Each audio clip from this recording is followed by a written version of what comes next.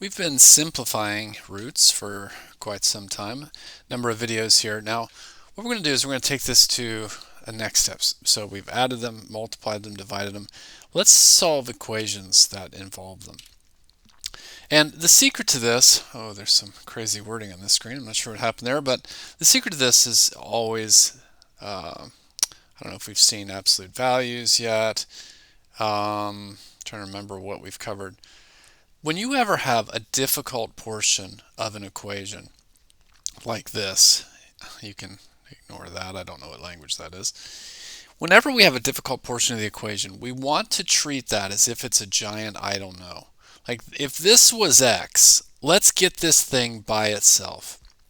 So what I need to do then to get him alone is I would add 9 to both sides. So that's what they've done here. They've now gotten that problem area, the square root, all by itself by just swinging the 9 to the other side. Now, the trick here is actually quite easy. If you have this alone on one side, the way to get rid of a square root is to square something. And if you do it to one side, however, you've got to do it to the other. So by squaring both sides, I've now eliminated the root altogether, and I have a new equation that's quite simple to solve. So we'll do the same here. We want to isolate this root by sending 5. We are adding 5 to both sides. So I'm left with this. Now, to get rid of a root, we're going to square this side. But if you do it to one side, you got to do it to the other. So we now have 3m plus 2 equals 25. Now, it's just an old school equation. We're going to subtract 2 from each side. I get 3m equals 23. I'm surprised we get a weird fraction, but this is what we would get. Okay, I don't know if anything weird's going to happen here. Yeah. Okay, I find this to be one of the weirdest things in math. It's not explained very well. But so let's look here. So I'm going to do what we just did, where we're going to get this problem portion all by itself, and we get here. Now they're saying that the square root equals -1, and that has no solution. I find this really weird because in the math books, they'll always like jump between when it's allowed to have a negative and when it is not. But so you remember, the question is this: if you take the square root of 9, isn't the answer plus or minus 3? Well, when we're solving these, when they're working with equations, they're going to disregard the negative version of the equation. It has something to do with functions, and I'm trying to think if we've covered the idea, but in order to be a function, we need to get rid of the negative values that come out of this machine, or else it isn't going to work. It's no longer considered a function. I don't know if I've covered that, but that's why they're doing it. And so they call it the positive root. We're just going to take the, what do they call it? The positive principal root. So sometimes we want the plus and minus, and sometimes we don't. But if we're solving equations, we don't. They're going to limit this, and I believe their reasoning is it has to do with functions. We're going to limit this to only be the positive values. Okay? So that one is no solution. Okay. Now, yeah, I don't think there's anything that, we don't need a trick here. Let's do exactly what we've been doing. I want to get the square root by itself, so I'm going to subtract a 1 from both sides. So now I have this. We isolated the problem. Now, we want to square the room on the left, but if you do that, you must also square the room on the right. The only thing that's going to happen here is we have to FOIL this out. They were showing us the pattern, but if you don't remember the pattern, we're just doing p minus 1 times another p minus 1. Okay, now all of this is here. We have now taken care of the root. We FOILed this out. The only way at this point that we know, at least till the next chapter, to solve something with a p squared in it is that we're going to use the zero product property, which means everything, we need one of the rooms to be 0. Everything is going to come over to the right. So they just moved everything over. So I'm subtracting p here. I'm adding 1 so that they'll go to the other room. Now make sure you combine the right things here. Yeah, sorry, that should have been a minus p. So they just sent that stuff to the other room. Now that room is empty. Okay, the zero product property says if you can factor this stuff over here on the right, like we've done here, either one of these might be the reason this is turning into 0. So we set each of them equal to 0, and then we solve. So we get 2 values. Okay, let's do it again here. We're going to isolate our problem area. We get this. Now we need to square both sides. If I square the left, that's easy. But if I square the right, x minus 2 squared, we could FOIL that out, or if you remember the pattern, it's going to be this.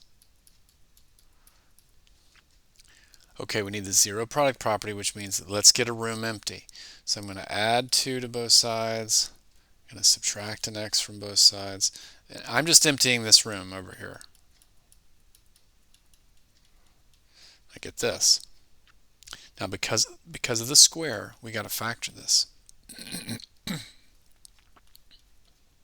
Oh, that's not. There's 6 is tricky because there's several ways to do it, and that was not the right one.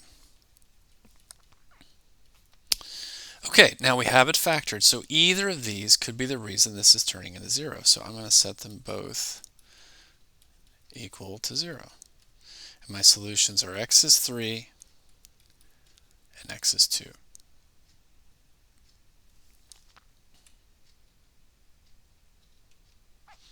All right, we're doing the exact same thing, but we have a cube root this time. I think you'll see what's happening. We still just need to isolate the problem portion. Now, I've isolated that problem. Now, instead of squaring both sides, however, I'm going to cube both sides. So that will still solve the issue over here, but over here, we're going to get negative 27. So I've cubed negative 3. Okay, from this point, we can just solve.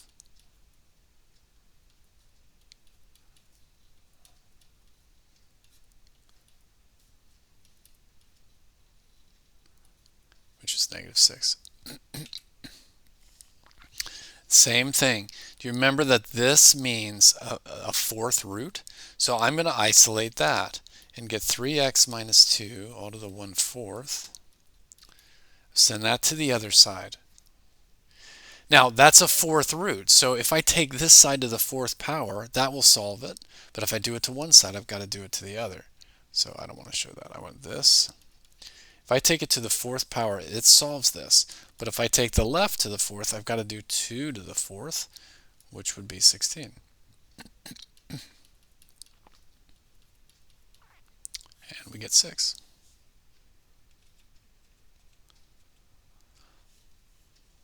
Okay, try one on your own if you want to pause it. But it's the same thing. We're going to isolate that problem portion.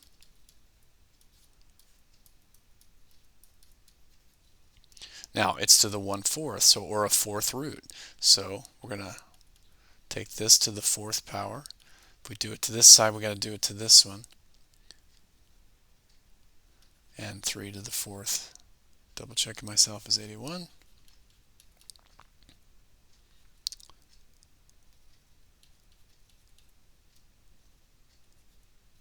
Oh, that's not right.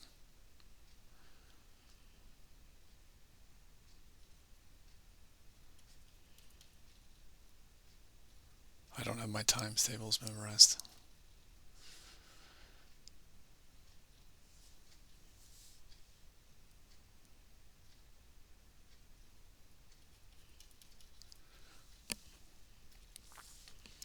Okay, now this one is going to be similar. Let me see. Let's see if I can work. Okay. Yeah, they start off the same way I would. We're going to move all of this stuff to the other side. We have 2 things that are problem area. We're going to move them both over. Now, let's square the left and square the right. The left is easy, but to square the right, we just have to FOIL it. And now it's now become what we did before. We're going to make the zero product property, send everybody over. So you're subtracting r, you're subtracting 4, and now if you combine it with the proper stuff on the other side, this is what you get. And I find people have a hard time with this. They're like, I don't know what to do with that. All you got to do is pull out a GCF. This is actually much easier to do. Pull out a GCF and you've got r and r minus 5. Okay, well if either of these equals 0, so if r is 0 or r minus 5 is 0, the whole thing is 0. So our two solutions are r is 5 and r is 0. Now, we haven't seen this before, but you should check your answer. We saw this all back with rational expressions, that you would check your values to make sure that you didn't break anything. The same thing can happen here, that sometimes the values that we're creating with these rational equations are not true. So we should check them by putting them back into the original equation and see if it works. So if I put 5 in here, I get something that tells the truth. You tidy that up, you get 0 equals 0. But if you put 0 in, you don't. You get something that doesn't tell the truth. You wind up getting 4, but that doesn't equal 0. So it turned out that we got a false answer here, and r equals 0 is not really true. Our only answer is 5. Okay, much more complicated, but the idea is the same. What we'd want to do to isolate this is we want to imagine all of that square root is a big I don't know. So if I had this, I would add 8 to both sides first, and then I would divide both by 3. That's what we're going to do here. First I send the 8 over to the other side. Now, this is still not alone. It's like 3x. I would divide both sides by 3. Okay, I've done that, and now it turns into something we've seen before. We square both sides. We get just a normal equation. Solve it. You get 7.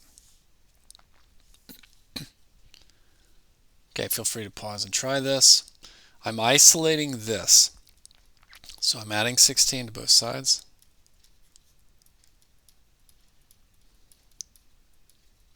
Now, I'm still not isolated. I'm multiplying this by 2, and I don't want that. So I'm going to divide both sides by 2.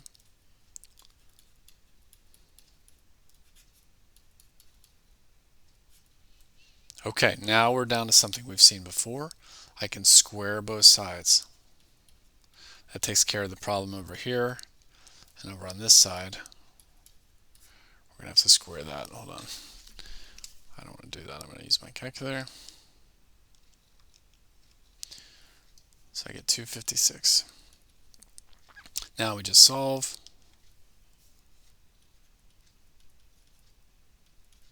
That's supposed to be a 254. Divide both sides by 4. Oh no, should have been a 2. Sorry, should have been 252. We get A is 63. Okay, this seems very different, but it's really not. I already have the problems isolated on both sides, so all I got to do is cube both sides and it'll turn into something really simple.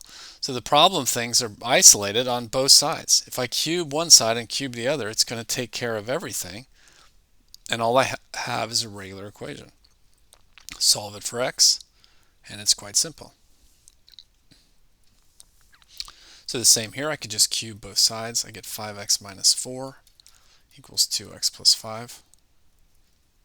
Just solve it. I'm going to send the x's. You got to get the x's back together, so I'm going to get 3x minus 4 equals 5. So just doing some old school solving here. X is 3. Okay, hold on. I want to see where we're going. So what they're doing here is that we have something that's going to require the trick twice. So do you see here that I can't isolate the root all by itself because I've got one on both rooms. So I've got this one on the right already isolated, so let's just go ahead and square this. Oops. If I do it to one side, I got to do it to the other. So if I square the right, that turns out to be x minus 3. Okay, but this isn't done yet. Okay, so what are we going to do with this? Well, we know how to square this, and you could do it by foiling it out because it's two of the same thing, but it's going to get this.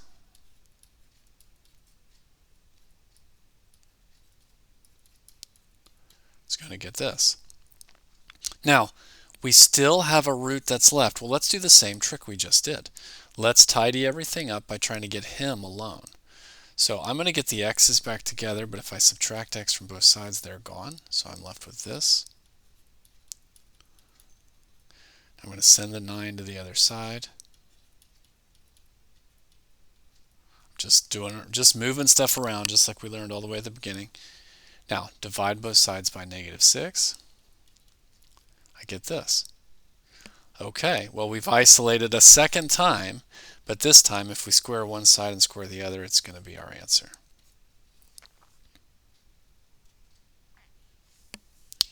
All right, I'd really recommend you try this one because it's very difficult, but I'll show you.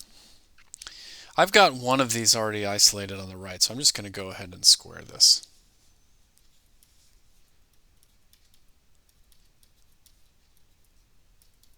Yeah, I don't know. Maybe I shouldn't have sent you to try this. I don't know if you did. This is a little different looking, so it's going to be a little confusing. What we've said here is the pattern is you can square the first one, so I'm going to get now x minus 1. You can square the back one, you get 4, and you're going to get this one. I should probably show you this.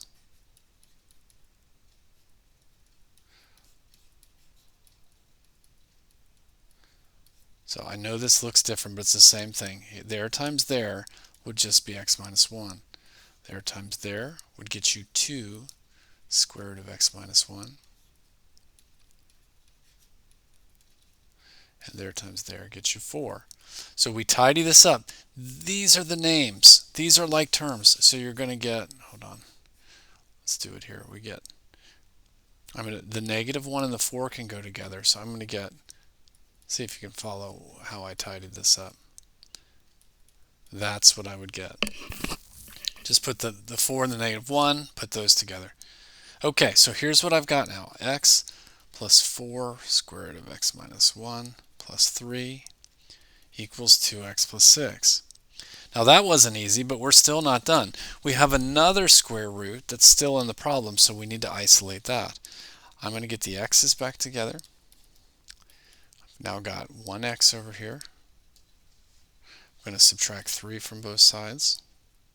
So I've got x plus 3 over here, and now I have this. Okay, now we got to get rid of the 4. Wow, this is really hard. I hope you didn't try this on your own because this is difficult.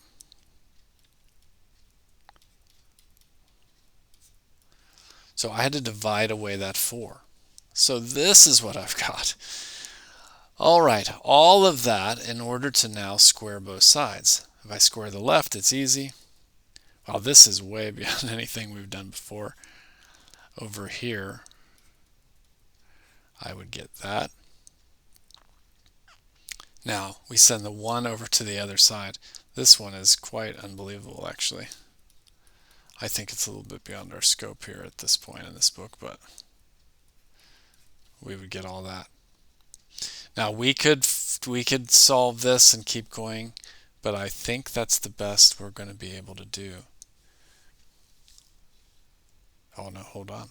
Give me just a second. We're not done.